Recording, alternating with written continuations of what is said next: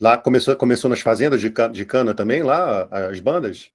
Exatamente. Não, de cana não, mas nas fazendas de criação de gado, porque essa região Hum. noroeste toda, a região que produzia cana é a Baixada Campista, né? Mas e estendia até o noroeste, divisa com coisa. Essa região nossa noroeste é uma região de reduto de banda, né, cara? Sempre foi. Todas as Total. cidades do interior do estado do Rio, ó, Miracema, Pádua, Lajes do Muriaé, Natividade, Porciúnculas, Itaperuna, pegando Bom Jesus do Itabapuana, Bom Jesus do Norte. Essa região, todas essas cidades tinham banda de música, todas. Os encontros de É, banda tinha. Eu me lembro de fazer encontro de banda em 1970 em Muriaé, Minas Gerais. Tinha 15, 20 bandas tocando, cara, no simpósio. nossa, mãe, E foi a, muito e a forte essa banda de tradição, Campos né? ia.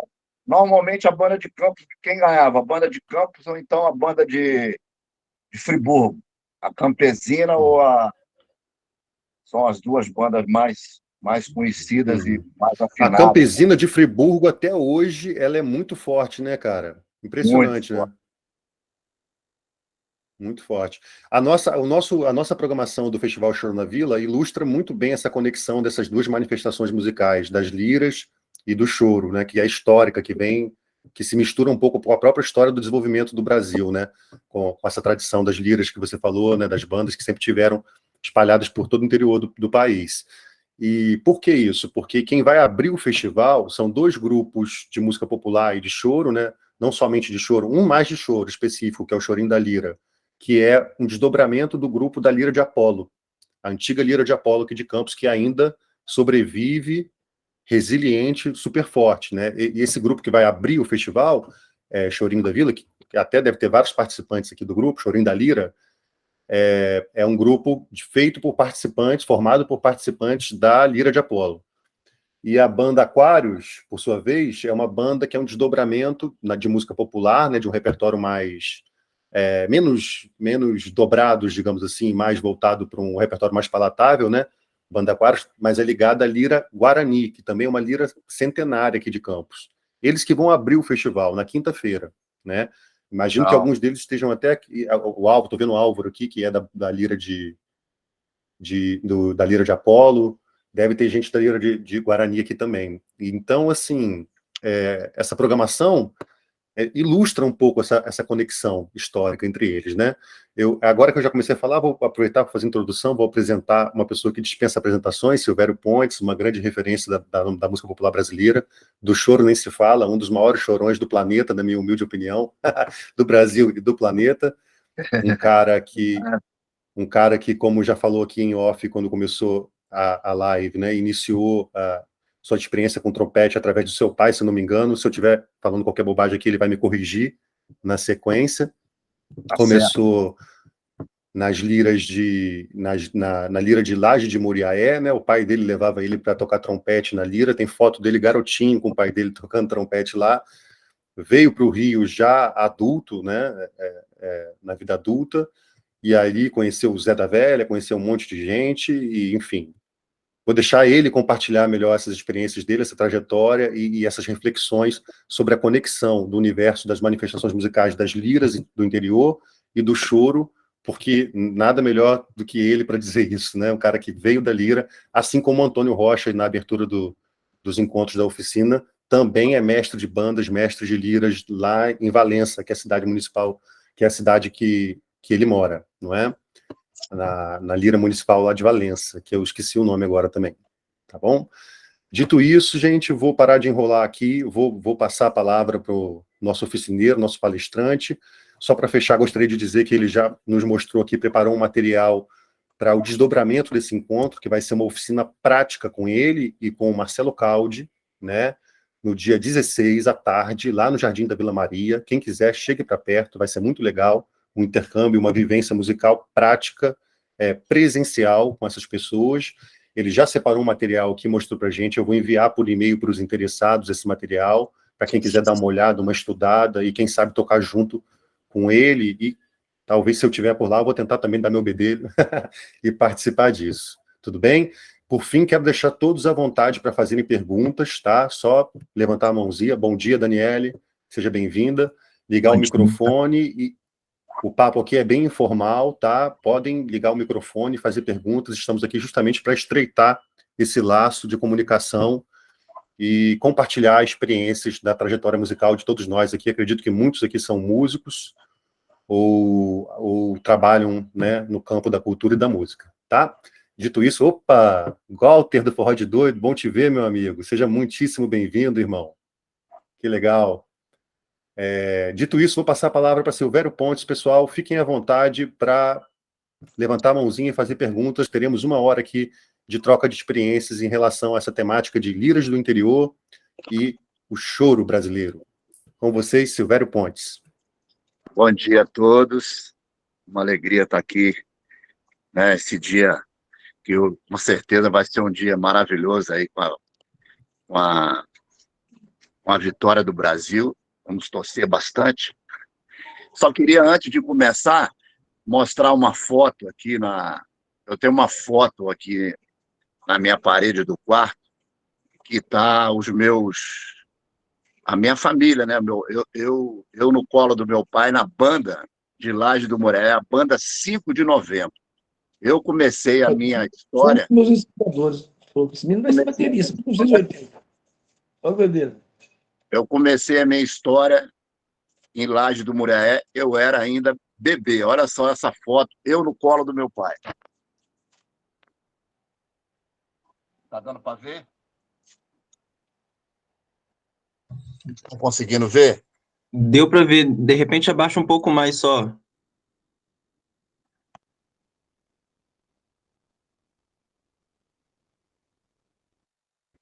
Essa foto é lá em Laje de Muriaé? Esse aqui é meu pai e eu tô no colo dele. Eu tinha 4 anos aqui, ó. Esse aqui é o irmão do meu pai. Esse aqui, meu tio, tocava bombardino, maestro da banda. Meu tio tocava trompete, meu pai tocava trompete. Então, quer dizer, a minha história começou em casa, né? Eu tive o privilégio de ser filho de nascer numa cidade bem pequena, né? Vocês devem conhecer. Campos é uma das maiores cidades do Noroeste, mas a minha cidade até hoje não tem 10 mil habitantes. Então, a minha trajetória começou na infância. Eu tive o privilégio de conviver com músicos da banda. Na família, meu pai tocava, meu tio, meus primos, todo mundo sempre nas reuniões familiares, sempre com muita música, sempre com história de banda. Então, eu tive a honra de aprender a música na minha infância. Isso foi muito importante na minha formação como pessoa também, né? Como indivíduo. A música ela é realmente um divisor de água na vida de uma criança que começa a ter a sua iniciação musical.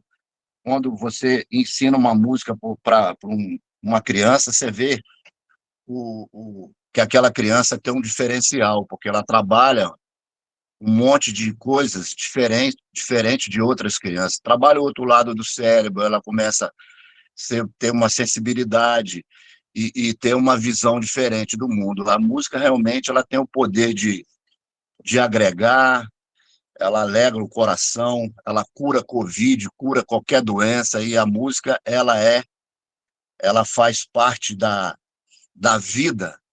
Nós todos que estamos aqui, que temos o privilégio de tocar um instrumento, de estar reunido numa banda, isso aí é uma coisa divina. A gente já tem que agradecer a Deus por isso, porque a gente tem um lado muito, muito interessante e muito positivo para ver a vida de uma forma diferente. Eu vejo assim, a música para mim é a minha vida, então eu agradeço o tempo todo por isso, né? Por por ter começado muito jovem, criança ainda, e eu me lembro que quando a banda 5 de Novembro, uma banda que tinha, o pessoal já estava ficando mais velho, meu pai, os músicos, amigos dele, e tinha um clarinetista, que é o seu Itagiba Pinto, que tinha uma preocupação em dar continuidade à coisa da banda, porque o meu tio, que era o maestro, ele tinha uma fazenda e ele não tinha muito tempo de ensinar música para a garotada. Então, o senhor Itagiba, conversando com ele, eles acabaram assim rompendo entre eles, porque o senhor Itagiba queria ensinar música para a garotada e ele não tinha tempo, aí eles acabaram se desentendendo, o senhor Itagiba saiu da banda 5 de Novembro e, e ele era dentista e começou a ensinar música para os filhos da banda 5 de Novembro. Então eu fui nessa leva, em 1969. Eu tinha 9 anos, é essa banda aqui, ó, Banda Lira da Esperança, ó. Aí euzinho aqui, ó. Não sei se vai dar para vocês verem, tá muito escuro. Essa banda Lira da Esperança, que o senhor Itagiba começou a ensinar música para os jovens músicos. E, curiosamente, o Zé da Velha também, que é meu parceiro, aqui, ó. Essa banda aqui lá do IAPI, e o Zé da Velha está aqui, ó. Olha o Zé aqui, ó, novinho. O Zé aprendeu na banda de música. Não sabia disso. Aqui, vocês estão vendo o Zé aqui, ó? Mas o Zé, essa banda seria do quê? Do subúrbio carioca ou de alguma cidade interiorana? Não, do subúrbio carioca. Essa banda aqui era lá do IAPI, lá da Penha. E o Zé começou a tocar na banda, porque o pai do Zé da Velha era clarinetista. Só que o pai do Zé da Velha, por ele tocar clarinete, ele falou, não, vou botar o Zé para tocar, aprender música, porque o Zé queria trombone. Então é curioso essa história, porque, assim, os grandes músicos que eu conheço no Brasil, a maioria deles começaram na banda de música. Altamiro Carrilho, posso citar vários. Altamiro Carrilho, Paulo Moura, Zé da Velha, Zé Carlos Bigorna, Barrozinho, o nosso trombonista que é aí de Campos, também começou na banda, o Roberto Marques, o próprio Bartolo, que eu conheci, que era o trompetista daí de Campos, eu na banda, assim, Márcio Montarroios começou a tocar na banda militar, do Colégio Militar. Então, quer dizer, essa história, a importância da banda na vida, na formação do músico, ela é vital. Hoje em dia, assim, a gente fica com muita pena, né, pelo poder público não ajudar mais as bandas, porque antigamente tinha aquela coisa de ter um professor, a prefeitura convidava os caras para dar aula e tudo mais. Hoje as cidades, com essa coisa da política, a coisa mudou bastante, né? Então a banda, a formação do músico hoje, ela foi muito direcionada para a igreja evangélica. Eu vejo muito isso. O papel que a banda fazia, hoje está indo para as igrejas. Assim, e eu acho isso tudo muito importante, né? Esse primeiro, o músico que tem a formação de banda, o que é uma banda de música? A banda de música, ao meu ver, é um grande regional de choro, entendeu? A banda da Anacleto de Medeiros, foi a primeira banda com formação, assim, Bombeiros, né? de tocar dobrado. Eles tocavam de tudo. O Casimiro Rocha Rosa era o trompetista que fez aquela primeira música do Rato, Rato, Rato, Rato. Então, quer dizer, esses caras todos, lá no início do século, eles já tocavam choro na banda, tocava machixe, tocava polca, tocava... Então, é muito importante essa coisa da banda, porque a banda realmente ela é o veículo de introdução do garoto dentro do conceito da música, entendeu? Então, eu vejo isso e tiro o chapéu. Por exemplo, a banda que eu comecei a tocar, ela fez agora 52 anos. Eu fui até lá em Laje, com o Choro na Rua, fazer uma homenagem à banda. Então, é muito importante essa coisa. Vocês moram em Campos, uma cidade que tem tradição com a música e principalmente com a banda. Então, o que é que aconteceu com as bandas, ao meu ver? As bandas precisavam dar uma reciclada no repertório. A banda lá de Macaé, que é eu tive até agora também lá tocando no festival de Benedito Lacerda. Eles têm uma sede linda, que é a banda. Como é que chama aquela banda de lá? É a Nova Aurora. Eles têm uma sede linda e o maestro, atualmente, eles estão tocando. A banda precisa dar uma modernizada no repertório, tocar algumas coisas diferentes, não só a coisa do dobrado, porque isso é a grande preocupação de nós todos, músicos, que temos essa vontade de levar a música instrumental. Então, isso é um papel muito, muito do músico, né? O Choro na Rua, ele faz mais ou menos esse papel que a banda faz, porque quando você toca na rua, você está tocando, que passa algumas pessoas para lá, para cá, você está numa praça, aquela praça linda aí de Campos, naquele coreto. Você imagina uma roda de choro com 10 músicos tocando. As pessoas vão parar para ver. Então, isso é muito importante, arregaçar a manga, esse papel do músico, da gente batalhar para isso, para formar novas plateias, porque a banda perdeu muito com isso, fazendo um repertório que não tem, que é muito militar, que é muito em cima do dobrado. A banda precisa tocar umas peças, precisa tocar pichinguinha, precisa tocar valsa, tocar um pouquinho, até mesmo alguma coisa de cantor. Tem banda que toca o Zé Carlos Ligério, que é um cara, um grande maestro lá de Itaperuna. Ele escrevia grandes peças para a banda. Quer dizer, então, isso tudo faz com que essa preocupação de formar nova plateia, a banda tem que ter esse exercício, o maestro tem que ter essa sensibilidade de estar sempre mudando o repertório e vendo como as pessoas vão reagir de acordo com aquele repertório. O Choro na Rua é mais ou menos isso. A gente experimenta muitas músicas. Tem música que dá certo, tem outras que não dão certo. Às vezes uma música ótima, maravilhosa para a gente que é músico, mas para o cara que está ouvindo, às vezes ele quer ouvir uma coisa mais simples, entendeu? Então, esse é um papel muito que o músico, nós todos temos que ter essa preocupação, entendeu? De formar nova plateia, de levar a garotada para ouvir a música, entendeu?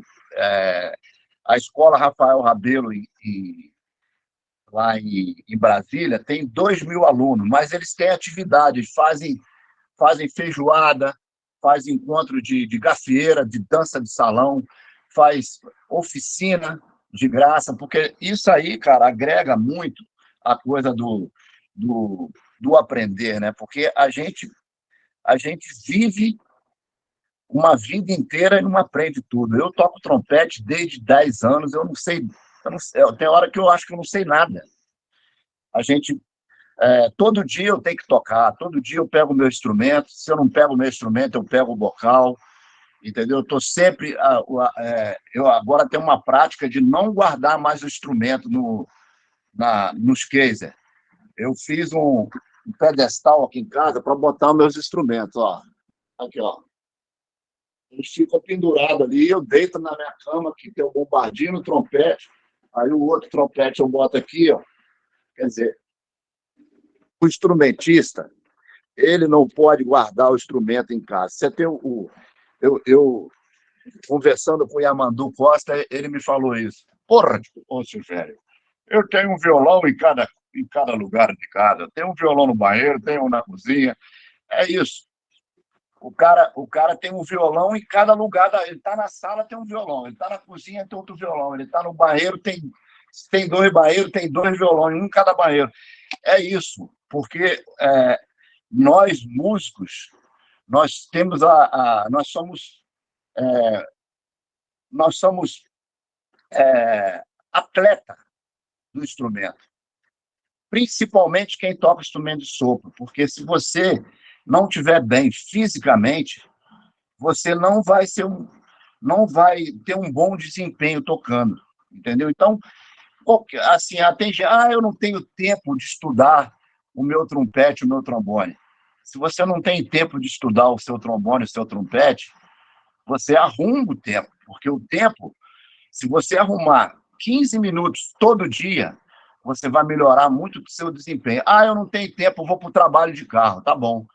Vou para o trabalho, eu vou de bicicleta para trabalhar, vou pegar a minha bicicleta, vou lá para a feira de Campos, vou vender lá meu quiabo, não sei o quê. Pega a bicicleta e vai com o bocal.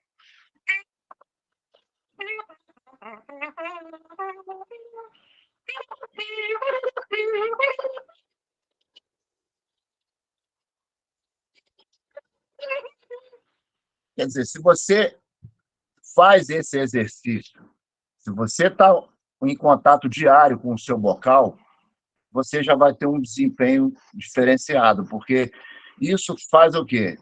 Faz com que você tenha a prática diária para fortalecer as musculaturas. E isso também pode ser com clarinete, você andar com a boquilha. O cara está maluco. Não está maluco. É assim que funciona. Estou de carro, eu às vezes saio de carro, levo o meu bocal. Eu tenho um bocal dentro do carro. Eu toco qualquer música no bocal. Entendeu? Se eu pegar uma música que eu estou estudando, que eu decorei, eu passo para o vocal, porque é a grande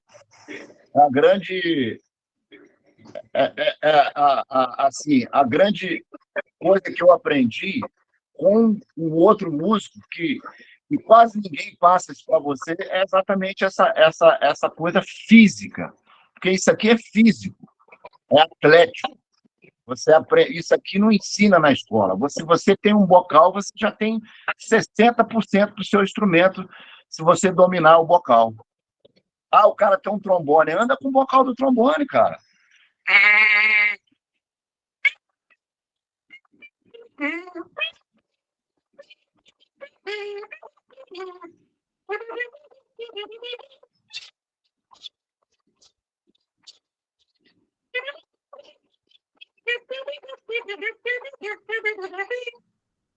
Então, quer dizer, o primeiro estudo que eu acho que é importante para o músico que está lá começando, não sei se, acho que todo mundo aqui já é músico, né, que já pratica na banda, mas o primeiro estudo que eu aprendi, qual o objetivo do músico? É aprender a quê? Fiz de tudo para botar o fone de ouvido. O método. Você toca para quê? Para tocar método ou para tocar música? Uma pergunta para todos. Vou pegar a palavra um pouquinho aqui, enquanto o pessoal está se organizando para perguntar ou participar, fiquem à vontade. Estão me ouvindo, galera? Só faz assim para eu ter certeza que está me ouvindo. Estou sendo ouvido? Meu microfone está ligado? Tá. Sobre o que você falou aí, vamos voltar, ficou muita informação em pouco tempo. Vamos lá. A questão das bandas e da necessidade não só das liras, quanto de qualquer trabalho musical e de qualquer gênero, de estar atento à comunicação com o público e à revisão e reciclagem do repertório, sem abandonar a tradição, no caso das liras, do dobrado e tudo mais, mas aberto à passagem do tempo e às mudanças do tempo, né?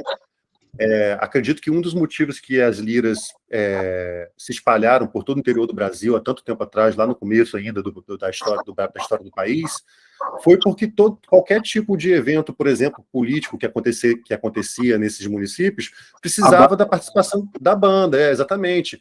Era uma época que não havia tecnologia nem para ter caixa de som, compreende? Então, assim, precisava de volume, de muito instrumento de sopro, percussão, para que a coisa realmente funcionasse bem.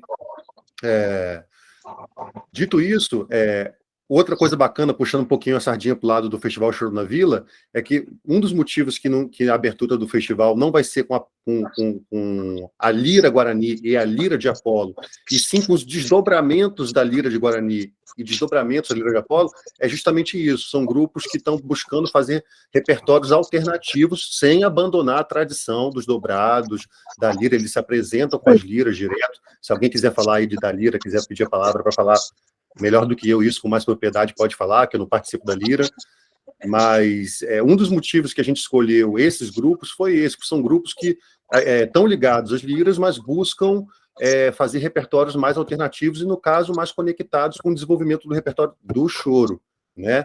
Voltando lá, quando você começou a citar um montão de músicos que tem passagem pelas bandas, né, Altamiro Carrilho e tantos outros que você citou, eu me lembrei de Pixinguinha, que é um dos pais do gênero, e que a gente conversou numa outra live lá em 2020, que a gente fez, e foi aluno de Irineu Silva, se eu não me engano, que era um cara... Irineu de Almeida. De Almeida, perdão. O professor dele morava na pensão do pai. Exatamente. E era um cara, me corrija se eu estiver enganado, que era das bandas, das liras da época lá. Né, ensinava contraponto lá para Pixinguinha, com esse ensino do contraponto que deu muita base para Pixinguinha fazer os arranjos que ele veio a fazer depois para a era do rádio, né, o desenvolvimento dos contracantos na própria roda do choro, né, que por sua vez influenciou Dino Sete Cordas a transpor aqueles contracantos do sax tenor para o violão de 7 cordas. Então tem toda uma conexão aí, né, que vai passando ao longo do tempo, né, envolvendo essas mudanças do tempo, o repertório, a necessidade de reciclagem do repertório, de comunicação com o público, e a transformação dessa linguagem contrapontística que existe desde a época das bandas, que existe até hoje, para o universo do grupo regional, como se o grupo regional de choro fosse quase que uma banda de bolso, digamos assim, né? Um resumo da prática, da expressão musical da lira, né? Só alguns comentários aqui, sempre fiquem à vontade para me corrigir, tanto o pessoal da lira quanto o Silvério, se eu estiver falando alguma coisa errada em relação à lira ou qualquer coisa, tá bom? É um bate-papo bem informal. É muito alguém importante da lira... o que você falou, porque a banda é exatamente isso. O regional de cordas que veio antigamente, não se tocava com regional de coisa. Era instrumento de sopro. De choro com bombardino, com clarinete, com trompete. No início do século, as bandas tocavam nos coretos, nas praças, porque tinha a projeção do som. Não tinha a coisa do violão, do regional. Então, a banda, foi o que eu falei desde o início. A banda é um grande regional, um regional de sopro, porque você escuta ali a tuba fazendo os contrapontos com o bombardino, fazendo a base, o ritmo, então está tudo ali. As harmonias estão todas montadas. Então, é muito importante esse entendimento que a banda traz, né? Normalmente, a banda traz essa tradição da evolução, né, da música. Em qualquer lugar do mundo se você for em qualquer lugar do mundo, a banda é uma coisa muito muito tradicional. Por exemplo, eu fui ao Japão em 2019, o japonês, lá eu toquei com banda amadora, com banda sinfônica, com big band. O japonês, por exemplo, o cara é enfermeiro, toca trombone, e é fã do Zé da Velha, no meu trabalho, o cara toca igual o Zé da Velha. Então, quer dizer, o japonês, o americano, a música ela faz parte do currículo escolar. Então, as pessoas tocam porque amam a música. A música ela faz parte do cotidiano dessas pessoas. Então, o cara... eu me lembro que eu dei aula assim, para a banda sinfônica, tinha 70 japoneses, um cara traduzindo, eu explicando como é que se tocava o choro. Então, quer dizer, um monte de gente com várias profissões e que tocava na banda. Então, quer dizer, essa coisa do interior do Brasil, que é muito mais mais forte, né, da banda ser fazer parte do cotidiano, isso acabou um pouco por conta dessa coisa política, né, que a gente sabe que o Brasil tem essa dificuldade de investir nessa cultura. Então, por isso que eu falo para vocês, tem que arregaçar manga e ter coragem para fazer as coisas. Foi o que eu fiz com o Choro na Rua. A gente, quando começou a tocar no Choro na Rua, cara, a gente tocava e passava o chapéu. Só músico profissional. E tinha músico que começou a criticar. Pô, o velho tá botando um monte de músico profissional para tocar na rua, de graça. Não, cara, a gente começou a tocar porque eu estava vendo assim as coisas se fecharem. Teatro não tinha cachê para músico. Tocar na noite não existia cachê para o músico. O dono do bar ganhando dinheiro, vendendo cerveja, fazendo aquilo. Eu falei, gente, a cortina está só fechando para o músico. Então, a coisa da gente começar a tocar na rua, passar o chapéu e começar a procurar parceria com o poder público, porque se o poder público passa e vê vocês tocando naquela praça lá, esse sábado, o outro sábado, uma hora um cara vai chegar lá, pô, vamos lá na Secretaria de Cultura que eu quero ajudar vocês. É assim que funciona. A gente tem que arregaçar a manga, porque se a gente não fizer isso, infelizmente, eles não vão fazer. E se começar a juntar gente, político gosta de muito lugar cheio. Se você começa a tocar ali naquele coreto bonito da Praça de Campos, com um regional, com 10 músicos tocando, ou a banda tocando todo domingo, vocês vão começar a formar a plateia. A banda precisa ter coragem, o maestro precisa fazer isso. Isso é uma coisa que tem que estar na cabeça de todos os componentes, todos os músicos e as pessoas que fazem parte da parte cultural, que sabe que tem essa riqueza na cidade. Então, aqui, agora, já que você entrou nesse assunto dos exemplos da cidade, já existe algum movimento cultural nesse sentido, em relação a alguns exemplos que você deu. Por exemplo, na Praça do Liceu já tem alguns anos que tem um projeto do pessoal lá chamado Samba na Praça, que junta uma multidão naquela praça. É lindo, né? Já tem alguns, sei lá, uns 3 ou 4 anos também, mais ou menos do tempo que começou o Choro na Vila, né? E eles estão lá até hoje, e foi exatamente como você falou, eles foram juntando gente, inicialmente o poder público só tacando pedra, sabotando, até o momento que vê que não tem mais jeito, né? Que o negócio já é um pacotão de votos, digamos assim, né? Aí não tem mais jeito, eles chegam para perto, ajudam de alguma forma, ou indicam algum empresário para ajudar, e eles estão cada vez com uma situação melhor. Hoje eles já, né, não precisam passar o chapéu, acredito que eles já têm o cachezinho deles. Nosso movimento, agora, o Choro na Vila, né? Começou com um grupo Pé de Pitanga lá, como um desdobramento do meu projeto de mestrado, a gente também passando o chapéu entre os empresários, né? Sofrendo pressão de cervejeiro daqui, cervejeiro dali, todo mundo, quem dá mais, quem dá menos, para poder conseguir pagar minimamente a equipe envolvida e fazer. Passado alguns anos, hoje a gente está patrocinado pelo governo do estado, via edital público, via uma chamada pública, né? Sem precisar, né, nenhuma troca de... Enfim, então, ou seja, por quê? Porque a gente batalhou. Os meninos da Lira agora também, eles também, apesar de toda a dificuldade das liras, as liras estão sempre tocando com o repertório tradicional, e agora eles estão formando eles têm esses grupos, agora não, de um tempo para cá, eles têm esses grupos alternativos, né? O Chorinho da Lira, que vai tocar, a banda Orquestra Aquários, que é uma banda mais voltada para um repertório brasileiro de baile, né? Mas todos eles formados na Lira. Então existe esse movimento, a galera se movimenta. Tem o Walter aqui, que tá até com o nome do Forró de Doido, que não é muito da temática do festival, mas ele já faz esse movimento fortíssimo, sei lá, tá para mais de 10 anos ou até mais, no universo do forró aqui em Campos, que tem uma cena bem bacana de forró pé de serra tradicional aqui em Campos. São poucas bandas, mas muito boas e que já tem uma experiência muito legal, fazem bailes aqui, lindos aqui. Então, foi como você falou no início, Silvério, é uma cidade muito musical, né, muito artística, de uma galera que bota o pé na porta mesmo, se movimenta, está sempre se reinventando para continuar tocando, seja o pessoal da Lira, seja o pessoal do forró, seja nós que nos atrevemos a tocar um chorinho e tudo mais. Esse movimento que você falou agora, de certa forma, ele já existe, né?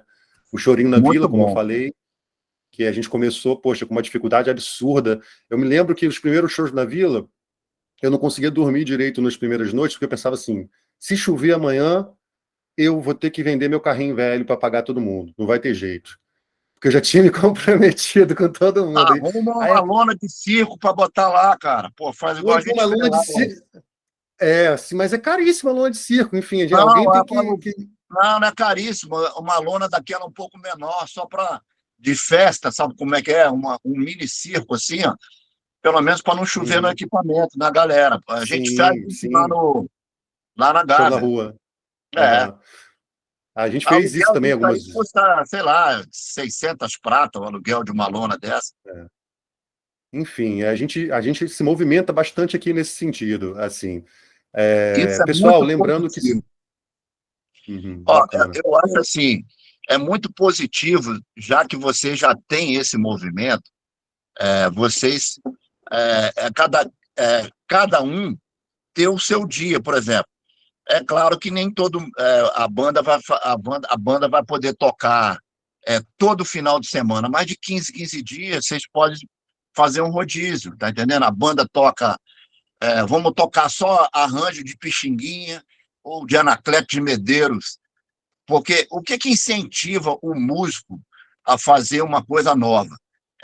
Ele ter algum lugar para tocar, para mostrar que aquele negócio está funcionando, entendeu? Então a banda pega uma peça, ensaia numa semana, daqui a 15 dias vai tocar na praça, porque isso, gente, traz a música, ela precisa ser movida pelo amor que a gente tem pela música. Se a gente ficar contando que vai ganhar um cachê de 200 pratas, não vai. Não é assim que funciona. Primeiro a gente trabalha, estuda. Vocês acham que eu tenho uma vida fácil por eu tocar trompete? Quanto mais velho a gente fica, mais dificuldade a gente tem para manter essa coisa da música bem presente no cotidiano. Por quê? Porque quando você está mais velho, você fica um pouco mais descansado, não quer ensaiar, não quer estudar. Não, essa coisa do músico, ela tem que fazer parte como se fosse o alimento, cara. O trompete, ele tem que fazer parte da minha vida. Eu estou aqui em casa, estou lá na cozinha, volto para cá, vejo o trompete, dou um beijinho nele. É assim que funciona.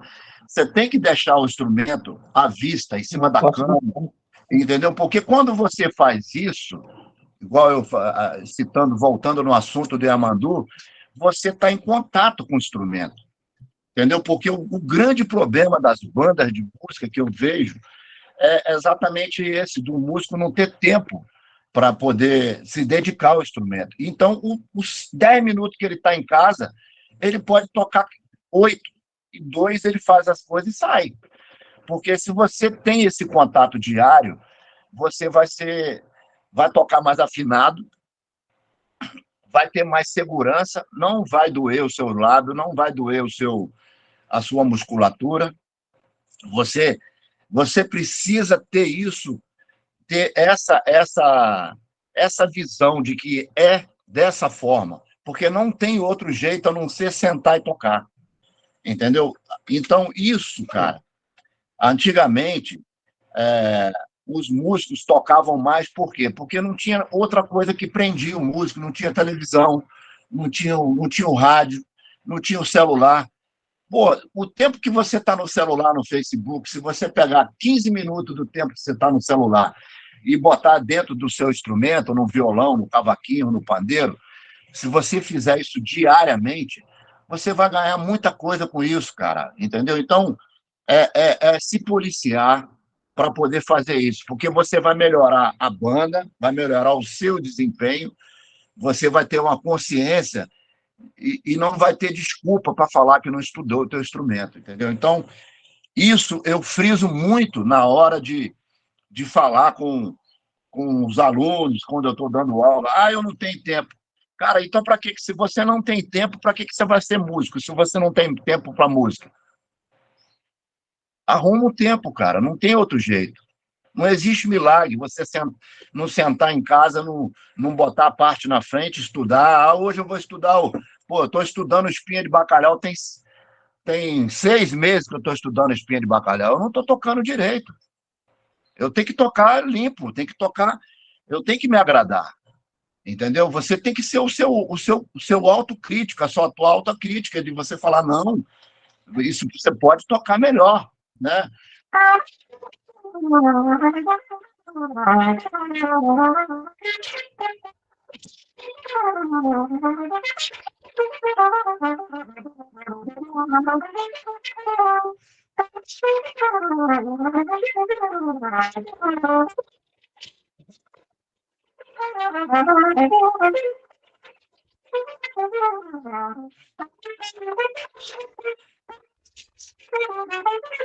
Então, quer dizer, você tem que ter o contato diário, porque senão você não vai conseguir fazer isso. Ah, eu quero tocar um choro. Porque, primeiro, o músico que quer tocar um choro, se ele não estudar, ele não vai conseguir tocar. Não tem moleza. Choro é uma música difícil. O mais simples é difícil. Ah, o cara fala assim, eu toco música erudita. Ah, erudito, pô, muito bem. Eu estudo o Arban o dia inteiro.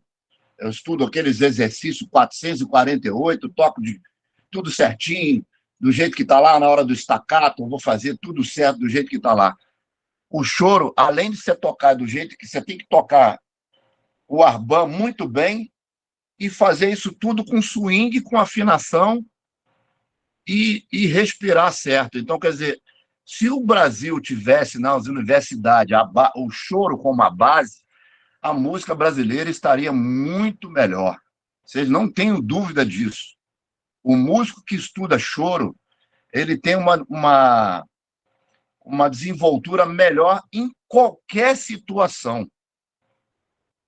Estou falando assim, eu estou falando isso porque por experiência própria. Eu brigo até com os professores de universidade aqui, cara, entendeu? Porque eu vejo uma falta de compreensão, mas às vezes eu vejo também que é uma coisa que... Ah, por que os caras não ensinam isso na universidade? É simples de entender. Você sabe por que não ensina o choro na universidade? Porque ele não sabe tocar. O professor não sabe tocar. Ele não sabe a linguagem.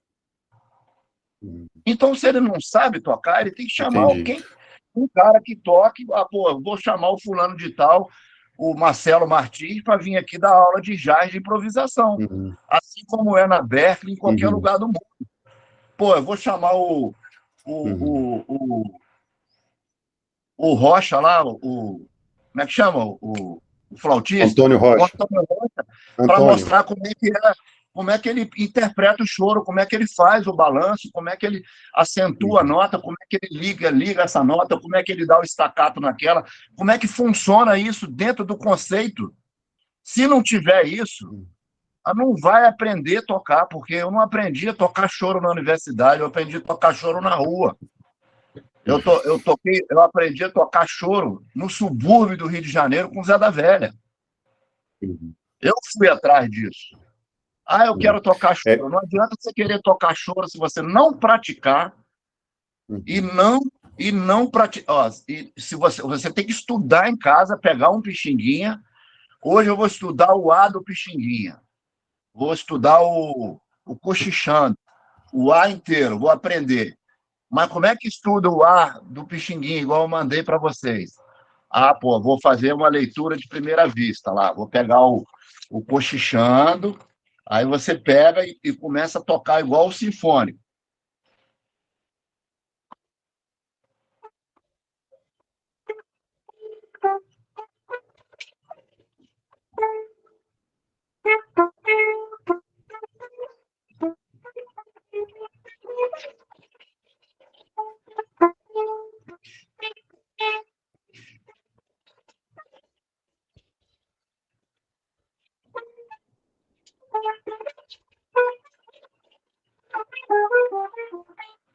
Quanto mais lento você tocar isso, esse conceito, mais você vai assimilar. Aí, ó.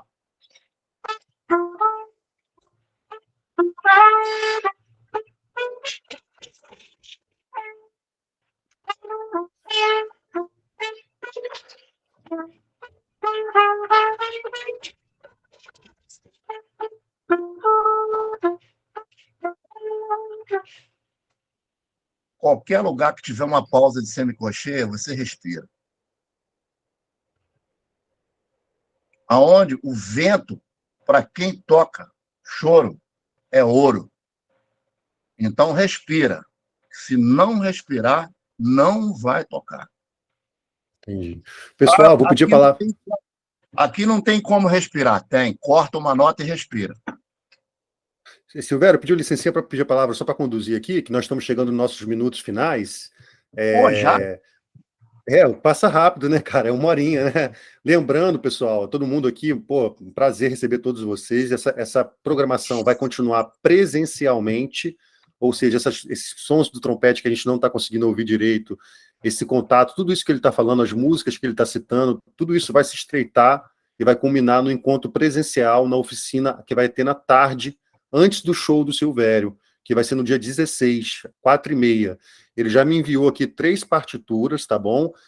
Quem quiser receber esse material para poder praticar, estudar um pouquinho, praticar junto com a gente lá, é só enviar um e-mail solicitando esse material para o e-mail das oficinas do projeto, tá lá no Instagram do projeto, acho que é oficinas.chorodavila@gmail, tá? Só solicitar o material lá, quem quiser dar uma olhadinha antes, porque a gente vai tocar esse material junto. Tem o Cochichando do Pixinguinha, tem o Benzinho, que se eu não me engano é do Jacó, e tem uma música de autoria do Silvério, que lançou um livro esse ano que você lançou, Silvério, o livro? Ou Esse no ano livro aqui passado? nós vamos estar lançando aí no dia da oficina, junto Em com o Campos, Marcelo. ó. Aliás, eu É podia mandar 2, em vez de mandar a do Jacó, mandar 2 do livro, porque aí Ok. a gente pratica lá junto, porque inclusive são mais simples, né? Esse Uhum. livro aqui, ó, ele tem. As partituras são escritas em si bemol e dó, e tem o QR Code, tá vendo? Que você tem o Uhum. QR Code que você escuta como foi gravado e tem o QR Code com acompanhamento, para você tocar junto com acompanhamento. Então é bem interessante esse material. Que legal. Como é que foi? Quem gravou o acompanhamento, você sabe? Quem gravou foi o Guto Virte, o Netinho, o Nossa. Fernando Brandão, Uhum. o Magal do Sete Corda, o Marcelo de Sanfona. acordeon. Então, tem um monte de músicos que participaram Uhum. das gravações. Uhum. Então, é um disco que chama Onde os Ventos Se Encontram, e esse disco são 10 faixas com acompanhamento. A gente vai levar os livros, quem quiser depois adquirir. É bem interessante, porque aqui tem forró, tem bolero, tem samba, tem choro, tem polca, tem machiste, tem um pouquinho de cada coisa. Só autoral. Maravilha. Maravilha. Tudo autoral. Eles vão estar lançando esse livro aqui também no dia do show. Vão trabalhar algumas músicas do livro na oficina. Ele já mandou a partitura aqui para mim. Eu vou compartilhar com todos que quiserem. Basta enviar o e-mail e pedir o material. Tá? Quem quiser dar uma olhada no material antes de chegar lá na oficina presencial. Tá? E eu vou aproveitar os últimos minutos, vou abrir para comentários e perguntas de quem quiser participar aí, tá? Lembrando que quero que todos vocês fiquem absolutamente à vontade, independentemente se toca algum instrumento ou não toca, se estão aqui até esse momento no final da reunião, é porque tem interesse no assunto da cultura, da música, enfim, fiquem à vontade para se manifestar, ok? Podem abrir o microfone e pedir a palavra para entrar. É isso aí. Podem fazer pergunta à vontade. Estou aqui para isso. Daniele Bom primeiro, dia, então. pessoal. Vai. Vocês estão me Daniele. ouvindo? Tudo Vocês bom, estão Daniele? conseguindo me ouvir? Eu queria perguntar para você, Silvério, como que você vê a relação música na rua, seja choro ou seja repertório tradicional das liras, a relação desses eventos com a cidade, a parte, vamos dizer, os centros antigos das cidades, porque eu vejo que Campos tem muito potencial para fazer essa associação. O Centro Velho está meio morto. E lá a gente tem 2 liras, a Lira Guarani, a Lira de Apolo, né, sediadas no Centro Velho. A gente tem igrejas desativadas que não funcionam mais, mas que estão em bons estados. E eu penso assim que Campos poderia ter essa possibilidade de juntar, né, a coisa da música, da memória afetiva que as bandas, né, trazem para a gente, e revitalizar o Centro Velho. E depois até, quem sabe, esse movimento se estender para o interior. Eu queria saber como que você vê essa relação Centro Velho e choro e liras de música. Bacana, boa pergunta. Sabe o que eu acho, Daniele? É aquilo que eu falei no início. Se vocês têm essa vontade, por exemplo, Campos tem uma tradição de uma parte velha da cidade. Pô, sensacional. O Rio também tem isso, né? Isso aí lembra a história e os tempos áureos da cidade, da época da cana-de-açúcar, dos casarões e tudo mais. Então, o que vocês precisam fazer? Vocês, músicos, precisam arregaçar a manga e escrever um projeto e mandar para a cultura de Campos. Ó, nós estamos querendo fazer um projeto aqui nesse centro histórico, aqui nessa parte velha da cidade. Vocês vão contribuir com a gente. Por exemplo, vocês fazem um edital para botar 30 camelôs em volta, um vendendo acarajé, outro vendendo cerveja, cada um vendendo uma coisa, e cada espaço desse que vocês vão no edital, são 30 barracas, cada barraca dessa vai contribuir para a música, entendeu? Vocês fazerem uma parceria com o vendedor, com o poder público e com os ouvintes. E vocês botam lá numa placa grande, por exemplo, tá o cara lá em pé ouvindo música, bota um Pix para o cara depositar numa conta, porque isso vai direto na ponta da linha para o músico, tá entendendo? Isso funciona muito bem. O que vocês precisam é que a cultura faça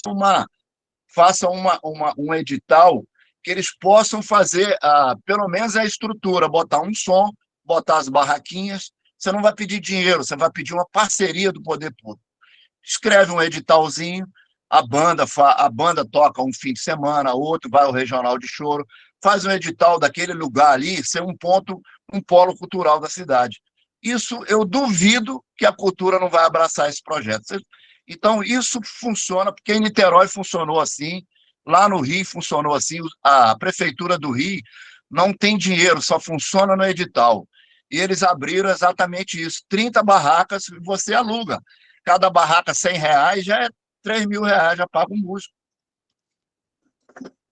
Eu queria dar um bendelho aqui nessa pergunta. Achei a pergunta de Daniele maravilhosa. Na verdade, a pergunta de Daniele é praticamente um resumo de um projeto cultural, de uma ideia de um projeto cultural. Queria aproveitar para puxar a sardinha para o projeto Choro na Vila, que é a última oficina aqui no nosso encontro de oficinas, eu que vou dar, e vai ser sobre elaboração de projetos culturais, trocando experiências. O nome da oficina é Trocando Experiências, elaborando, gerindo e prestando contas. Por que eu estou falando isso?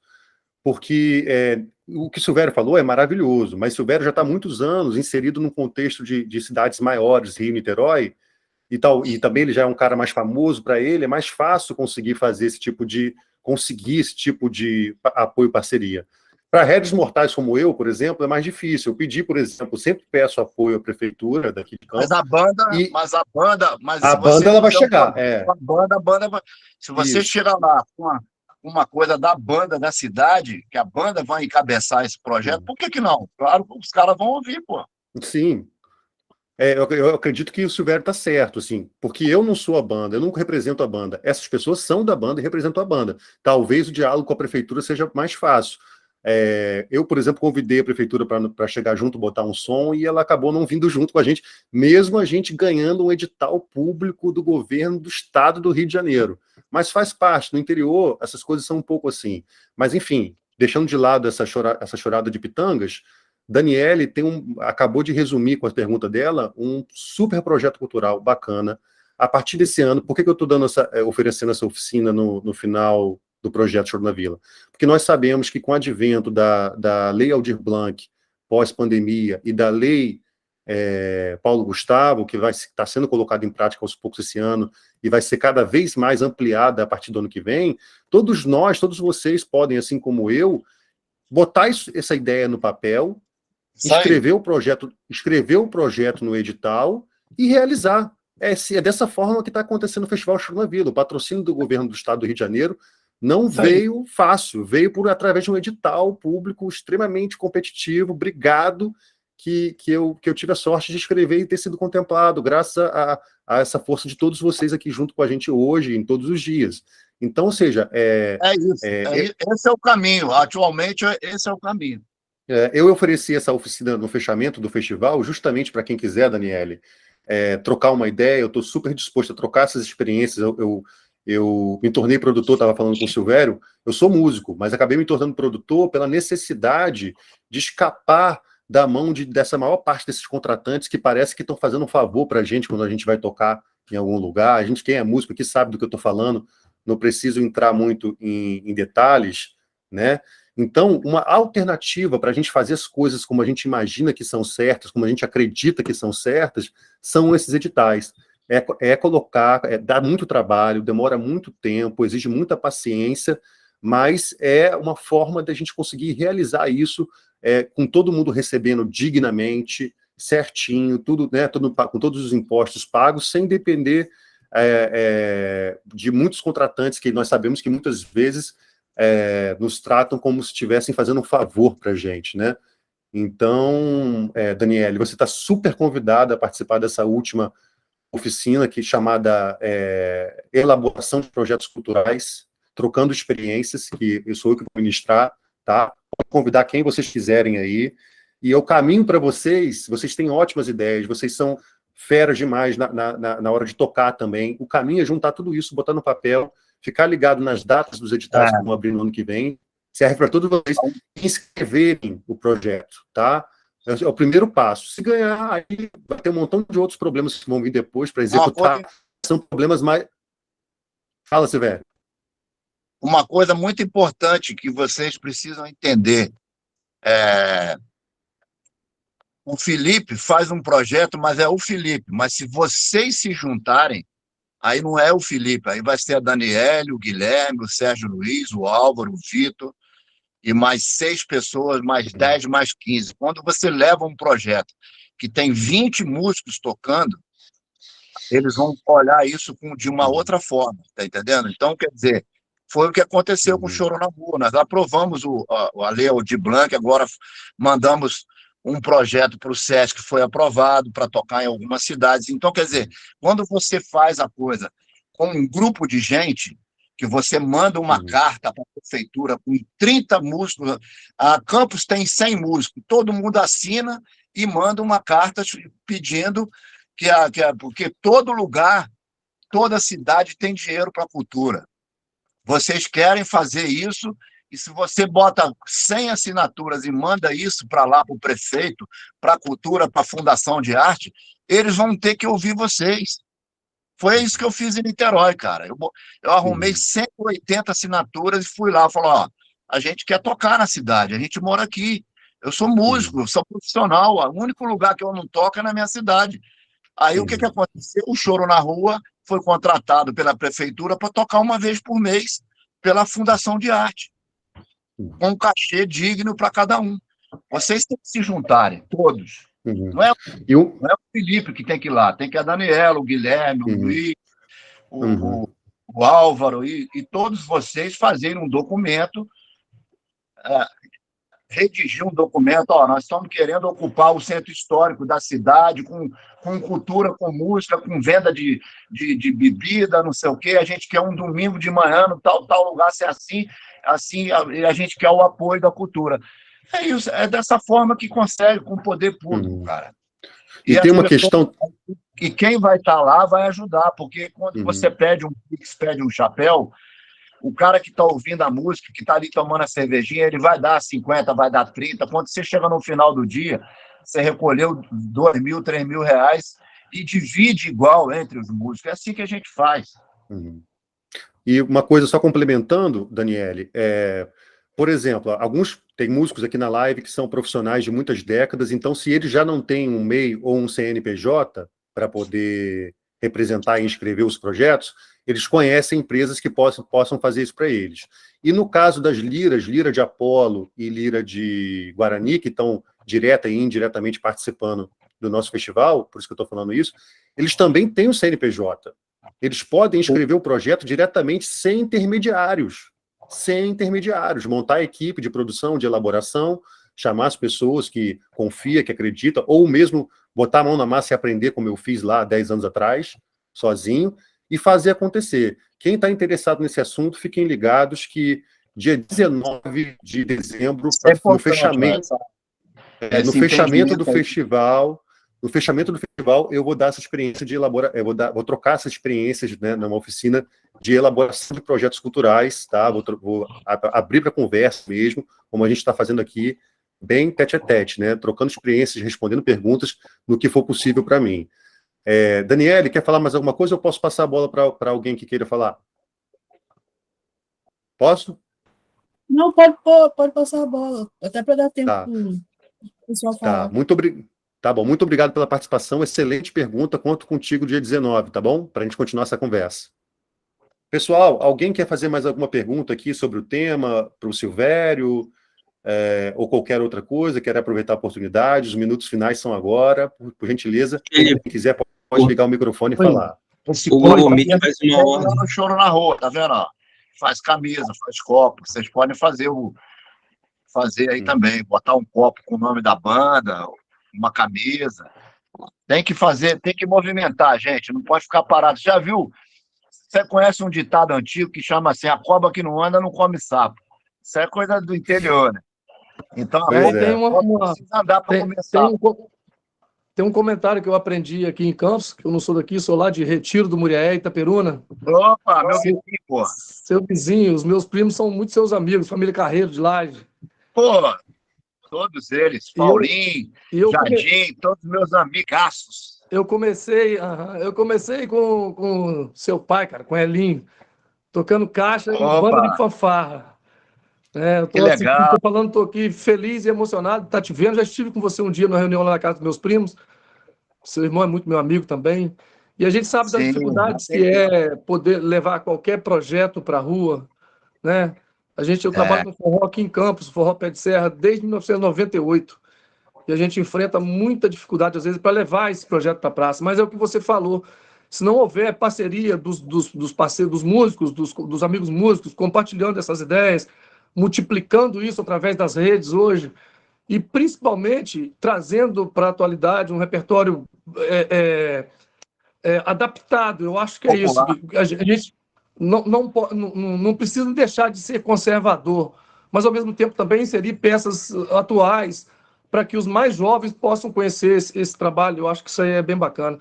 Era só mesmo para dar um alô e dizer que estou feliz aqui em estar te ouvindo.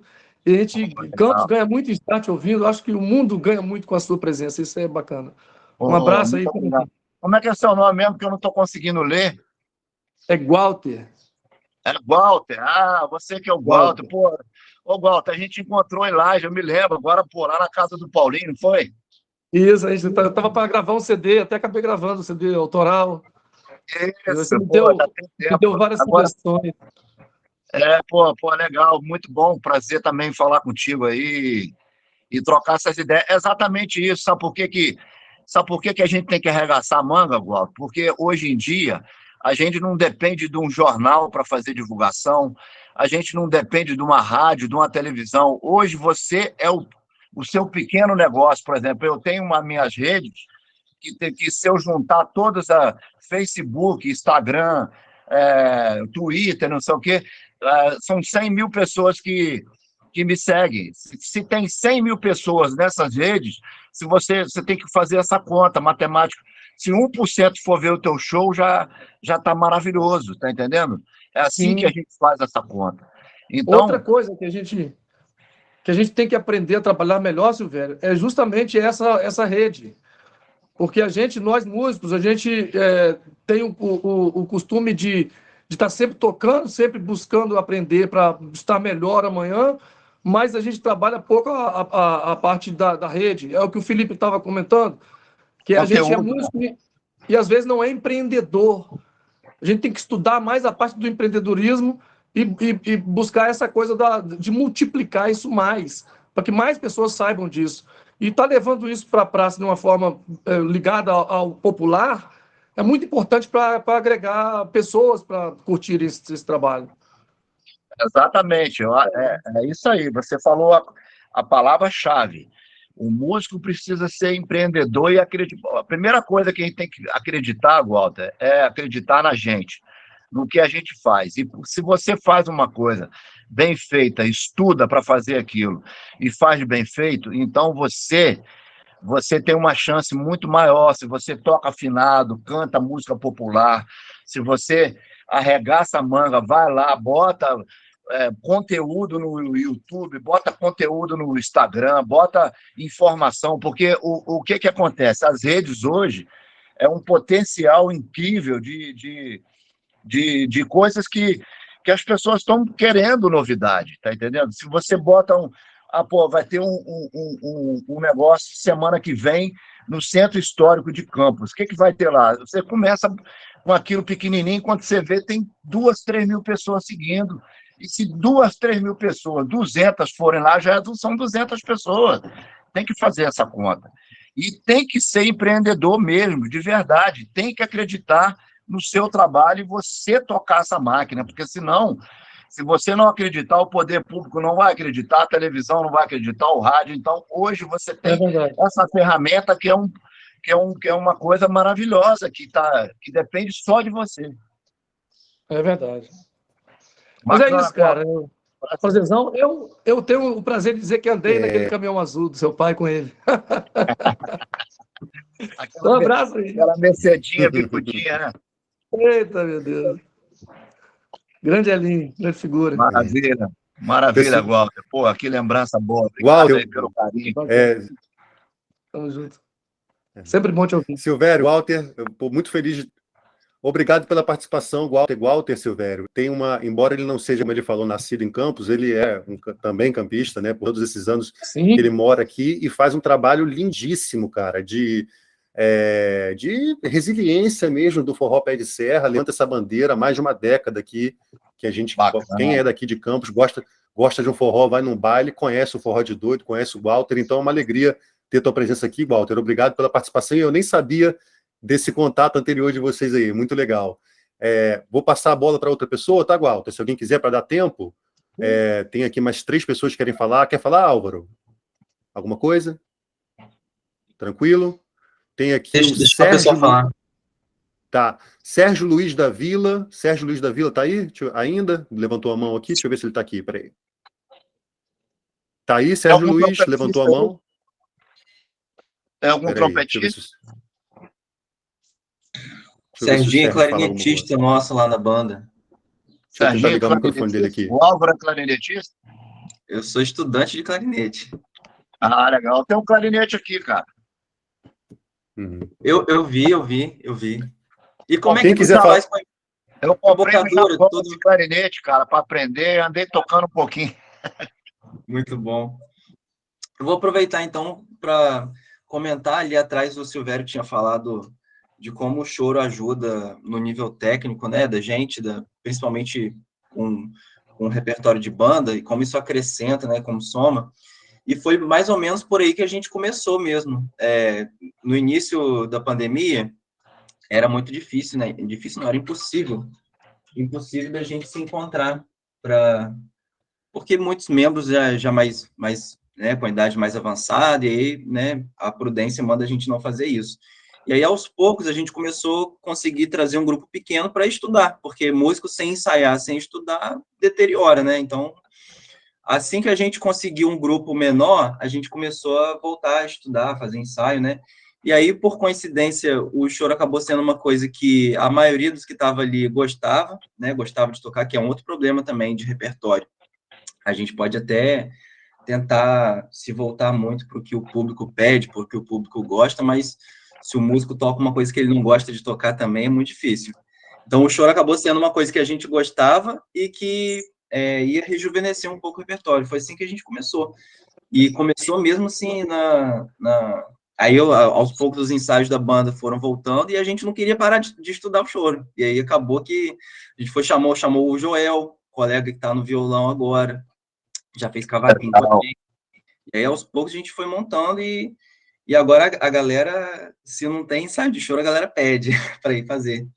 E esse nível técnico a gente já consegue perceber, sim, porque o choro exige muito, em muitos sentidos, né, de divisão, de dinâmica, de pulsação. Resistência. Resistência. A gente ainda engatinha muito, assim, ó, eu vou aproveitar a oportunidade para deixar claro, assim, né, que se diante ainda do cara como Silvério, que é o referência no choro, a gente faz um estudo de choro, né, mas a gente, aos poucos, consegue já ir trabalhando isso e, enfim, queria aproveitar a oportunidade também para agradecer aí o Felipe, esse movimento que é muito bom para a gente. Maravilha.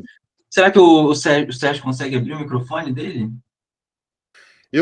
Álvaro, eu que agradeço vocês terem abraçado o projeto, terem chegado para perto. Vocês vão fazer a abertura do projeto, né? Foi também um trabalho, uma relação também de confiança que a gente trocou aqui. Muito bom contar com vocês.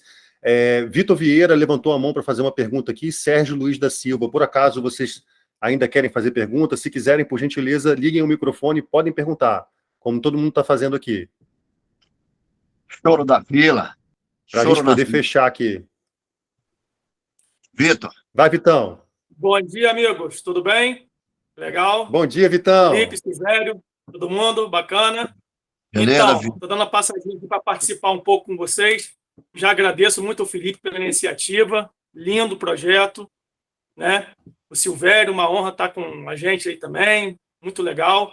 Minha pergunta é o seguinte, Silvério. Eu acredito muito na educação sempre, porque eu acho que quando você agrega a educação ao nosso povo, esses projetos aí saem, né? Todo mundo se torna sempre um músico melhor, porque estudar música a gente vai morrer estudando, né? E eu queria perguntar o seguinte: o Choro na Rua também, será que vai ter um projeto de oficinas para as pessoas participarem com vocês também, ter essa troca, tocar junto?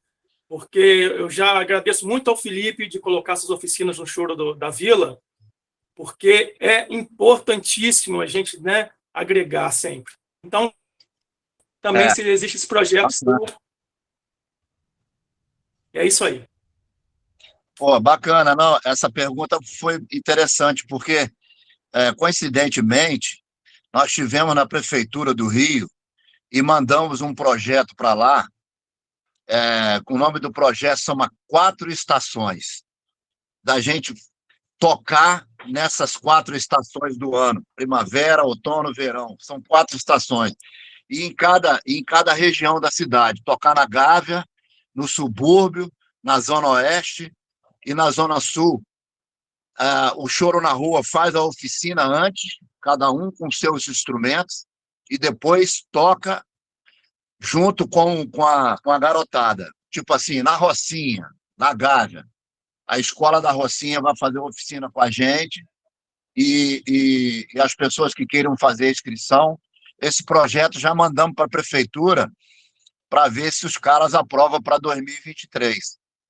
É uma coisa bem interessante. Se der certo, a gente vai espalhar essas oficinas pelo Rio de Janeiro com esse projeto que chama 4 Estações. Lindo, é um bom maravilha. exemplo para vocês fazerem aí também.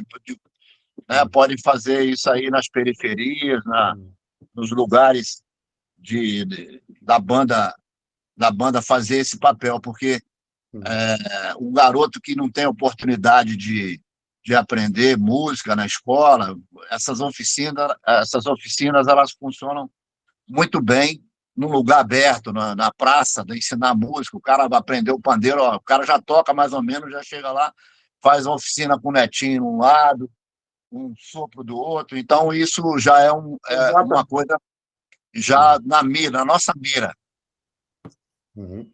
Bacana, legal.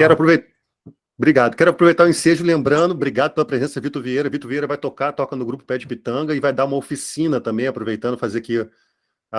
No dia 17 vai ter uma oficina presencial de ritmos brasileiros na bateria e na percussão, lá no Vila Maria, antes dos shows, no dia 17, depois do show do Silvério, com o Vitor Vieira, essa prata da casa maravilhosa aqui, que tem uma experiência gigantesca. Semana passada estava no palco com o Ney Matogrosso e tantos outros aí, aquela mulher lá do pop, que eu esqueci o nome. Como é que é, Vitor Vieira? Quem é aquela mulher lá que cantou no show?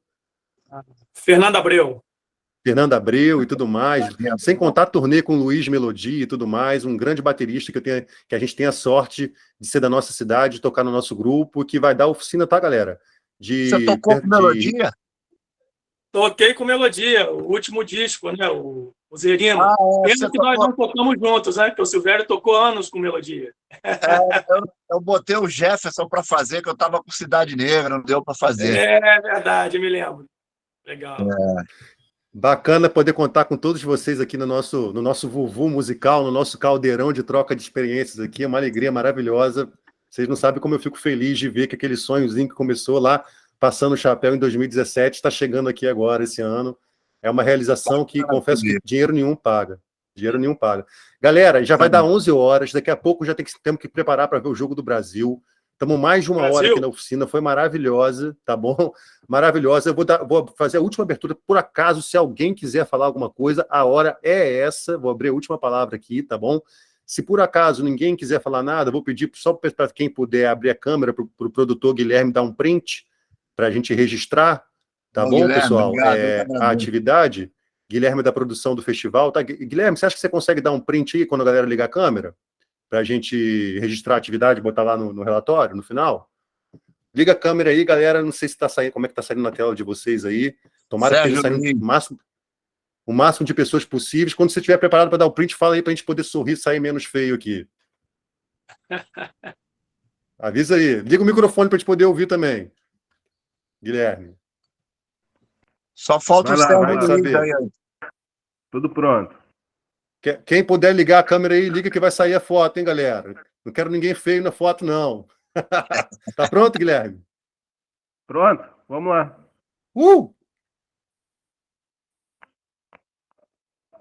Foi. Maravilha. Isso, galera. Pô, agradecer de coração, Silvério, mais um sonho realizado, estreitar esse contato com você, que é uma referência para todos nós da música popular brasileira, do choro. Aprendi diversos clássicos do choro, que eu já falei contigo isso várias vezes, através das suas gravações, seja com o Zé da Velha, ou seja com outros álbuns que você já fez vários, né?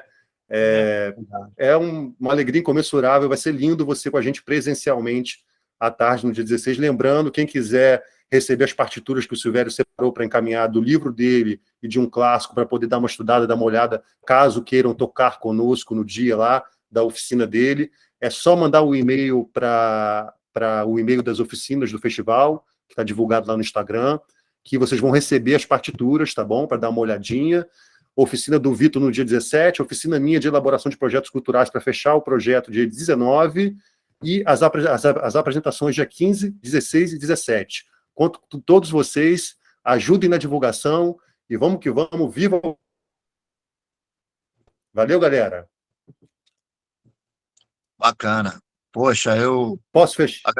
Agradeço muito, tá, Felipe, aí o convite. Estou muito feliz porque a melhor coisa que tem na vida é a gente passar a experiência que eu tive de privilégio de tocar com várias pessoas e poder passar um pouquinho do que eu aprendi, eu continuo aprendendo. Então, a música ela é infinita e a gente tem, a cada dia que passa, a gente tem que ter essa certeza que o que faz a gente aprender com todo mundo, às vezes eu aprendo com um jovem tocando, é você saber ouvir, né? Se você é músico e quer ser músico, a primeira coisa que você tem que treinar é o ouvido.